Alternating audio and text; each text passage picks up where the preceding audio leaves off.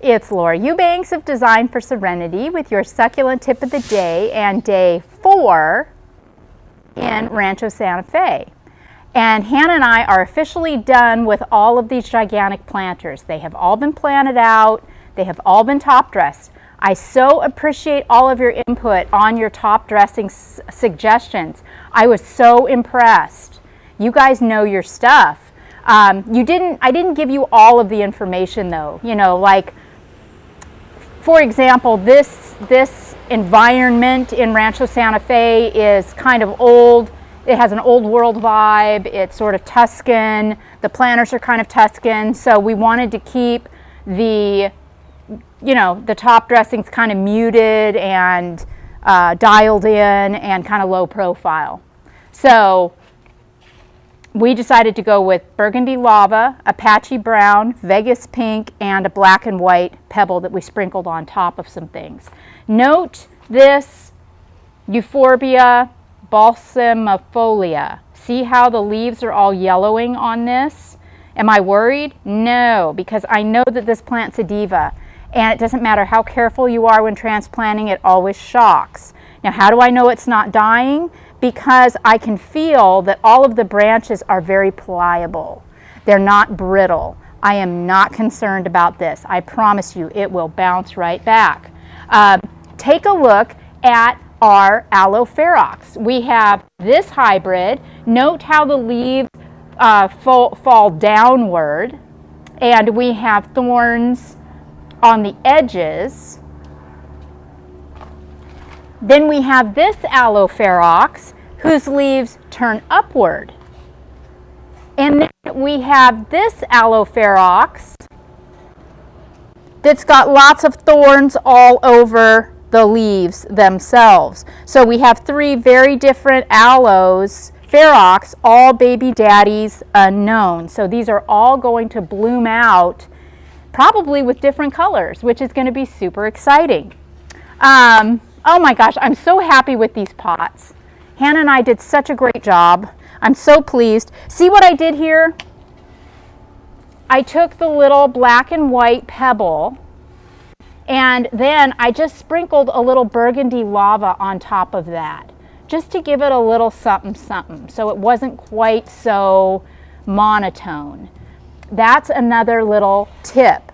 Here, I had the brown the Apache brown, and then I took that black and white pebble and sprinkled it on top of the Apache brown, which gave this a little more depth.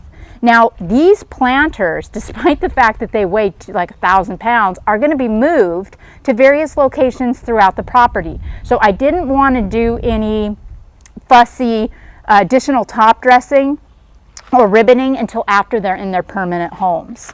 Remember, I told you about the Petalanthus bracteus and how this just still needs to leaf out. So I have watered these in very heavily over the last few days, and I'm confident that by this time I'll start to see, oh, mic, sorry, a little bit of mic issues here. You're confident. I'm confident that these, sorry about that guys, we're going to work it out, I promise.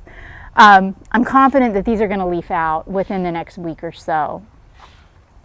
I think the all-star combo today is the Euphorbia tirucali and the Crassula undulata. 2 of the most common succulents on the planet, married, spectacular.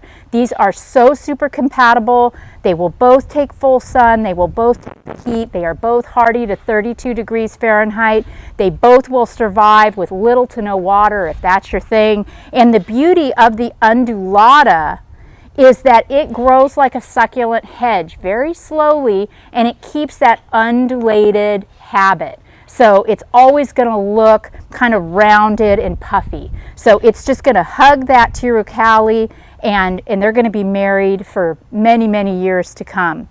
I also pulled in a Cynadenium grantii. You have not seen me use this plant very often because it's such a diva.